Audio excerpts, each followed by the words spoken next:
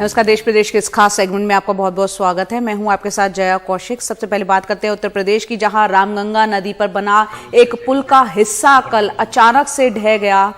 ये हादसा सोमवार तड़के 3 बजे के करीब हुआ है। राहत की बात हालांकि ये रही कि इस हादसे में कोई घायल नहीं हुआ है। आप उस पुल की तस्वीरें देखिए, किस तरह से ये पुल बीच में से गिरा है। राहत ये रहा कि कोई घायल नहीं हुआ है। और करीब 2 किलोमीटर लंबा ये पुल शाहजहांपुर को कई इलाकों से जोड़ता है। शाहजहांपुर दिल्ली मार्ग पर 2002 में करीब 11 करोड़ की लागत से रामगंगा नदी पर कोलाघाट पुल बनाने की मंजूरी इसको मिली थी।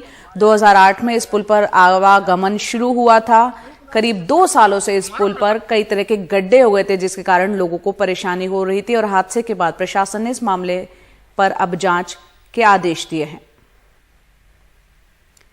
और दूसरी खबर भी उत्तर प्रदेश से, जहां टीईटी परीक्षा का पर्चा लीक होने के मामले में प्रयागराज से 2 लोगों को गिरफ्तार किया गया है। इनमें बिहार का सॉल्वर संजय कुमार भी शामिल है। गैंग का सरगना सोनू समेत 3 लोग अभी भी फरार चल रहे हैं, जिनकी तलाश की जा रही है। और खबरों के मुताबिक 1 लाख रुपए में सौदा तय हुआ था। इनके कब्जे से 5 खाली चेक मिले हैं, ब्लैंक चेक, 20 अंक पत्र मिले हैं, 6 प्रमाण पत्र मिले हैं, प्रवेश पत्र सहित अन्य दस्तावेज भी बरामद हुए हैं।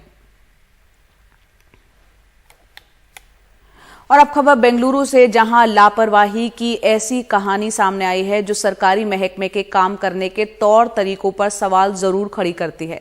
तकरीबन 2.25 साल बाद 2 शव बेंगलुरु के ईएसआई अस्पताल के शवगृह से मिले हैं। दोनों की कोविड से पहली लहर के दौरान मौत हुई थी। देखते हैं निहाल किदवई की रिपोर्ट। कोविड के 2 मरीजों के शवों के साथ लापरवाही का एक संगीन मामला। परिवार वाले परेशान हैं। उन शवों का अंतिम संस्कार उन्हें करना है, जिनके अंतिम संस्कार की पुष्टि महानगर पालिका ने तकरीबन 1.25 साल पहले ही कर दी थी। उनकी मौत कोविड-19 से हुई थी, इसलिए हमें उनका पार्थिव शरीर नहीं दिया गया। हम घर वापस आ गए। बीबीएमपी ने हमें बताया कि अंतिम संस्कार उनका कर दिया गया है। 15 महीनों बाद अब बीबीएमपी की तरफ से कॉल आया था और बताया गया कि उनका अंतिम संस्कार नहीं हुआ। पिछले साल जुलाई में कोविड से मौत के बाद दुर्गा और मुनि राजू का पार्थिव शरीर ईएसआई अस्पताल के शवगृह में रखे रहे। साफ सफाई के दौरान पिछले हफ्ते इनका पता चला।